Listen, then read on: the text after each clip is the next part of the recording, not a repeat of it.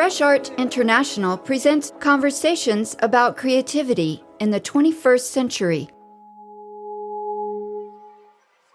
When I first saw the almanac, it took me back a ways. To days long gone in my childhood room on the yellow and green rug on the floor. The smell of the old pages and saturated... This is Fresh Art International, and I'm Kathy Bird. Our podcast episode with artist Alexis Gideon features the soundtrack from his newest project, The Comet and The Glacier. Alexis grew up in New York City. His creative life began with music. He's now based in Pittsburgh, where he works as a visual artist, composer, and performer. He presents what he calls animated live operas around the world. In Miami, Florida, Alexis Gideon has been rehearsing at an art space known as Locust Projects. That's where he's creating a multimedia environmental installation. We meet a few days before the exhibition opening. I had a chance to drop by Locust Projects this week and see the installation in process and hear you rehearse. This newest project combines installation, music, video, performance, animation, clay reliefs, and paintings on glass. That's intense. Yeah, it is pretty intense. It's very maximal. This is the first time you've presented an installation with your opera. Yes, it is. Usually it's one or two nights at an institution I show up and perform alongside the projection. But with this piece at Locust, it's the first big build-out and immersive installation that is going to be taking it to the next level. The work often creates like its own universe, and I think that'll be really heightened by having the immersive installation. Why opera? There seems to be a trend of engagement of contemporary art with opera. I'm fascinated. Video opera is a term I used to explain the performances. It's not like classical opera at all. Stylistically, it doesn't sound like opera, but all the narration and dialogue of the stories are told through music, and that's why I use that term. The image that comes up is pretty different than what they end up seeing. Let's describe the visitor encounter that's being built as we speak. Alexis has been putting in some super long hours to get this project ready and has a team working with him to create this very interesting experience.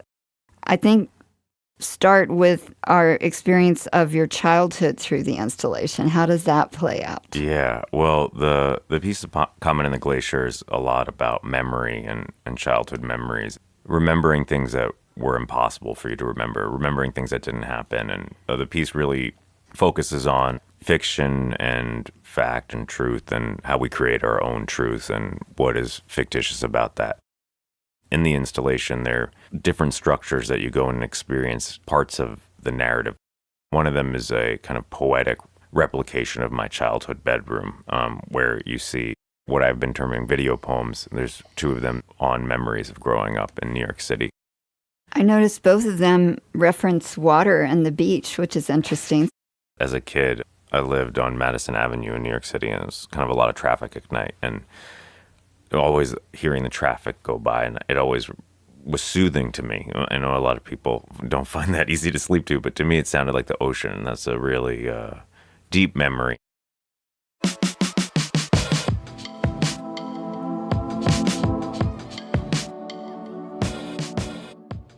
The next place that we stop, I believe you'd want people to stop at a replica of your office for a piece called The Almanac, which is behind the Comet and the Glacier story. Yes. So the office is based on, there's a stop motion animation in some of the video, and there's a main character, a fictitious version of me as a main character. And my character encounters this book called The Almanac that I remember reading as a child, but the book had just been discovered. And so my character decides to pick a title from the table of contents of the almanac that he hasn't read, or I haven't read, entitled The Comet and Glacier, and create my own version of it.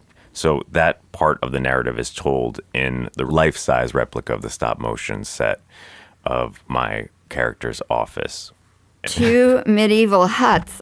They're the spaces wherein these stories are told that are based on medieval ideas of astronomy from the 15th and 16th century. There's my character's version of the story, which is told through a video that is videos of paintings on glass that I did. And then the other version, which is the original version written by Frederick Otto Buehler, who's the fictitious author of the almanac. Who is actually Alexis Gideon. Yeah, who's who's product.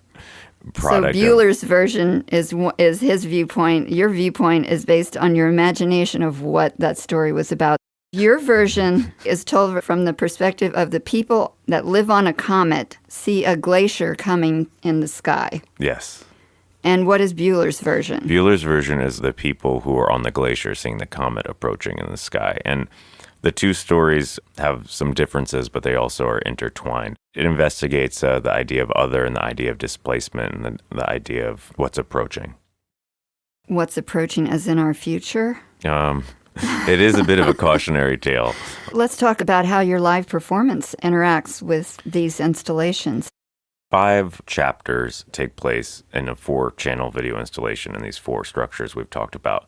And the audience goes through the space and finds these different fragments of the story that all have resonances in each other, and it creates this emotive, dreamy experience of the story. And then the only time the narrative is told from the beginning to the end straight through is when I do the live performance.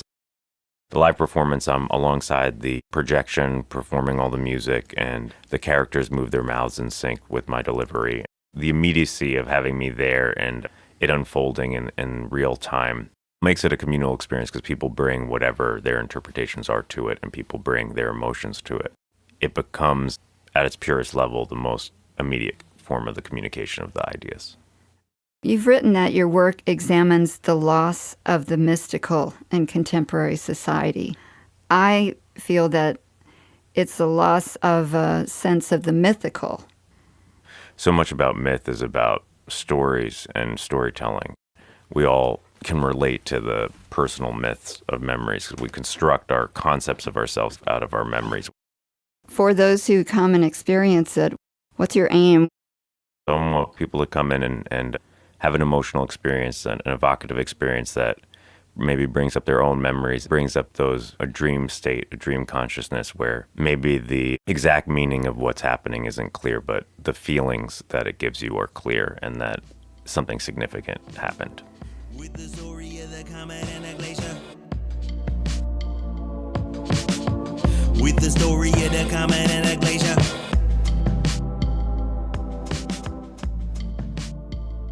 This is Fresh Art International, and I'm Kathy Bird.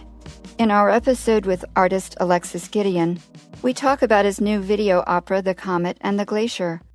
Locust Projects in Miami made it possible for Alexis to transform his animated musical story. He turned it into a gallery-sized multimedia environmental experience. Inside the installation, the artist presents 11 live performances over 2 weeks. He brings to life a mythical narrative. For me, this work evokes the complex and confounding character of all memories. It shows how we fabricate our personal and cultural histories, and how the outcome can be poetic or tragic. Visit our website to learn more about the artist and listen to other podcast episodes in this series. If you like what you're hearing on Fresh Art International, please share on social media. You'll find more than 100 episodes on iTunes or wherever you listen to podcasts. Thank you for listening.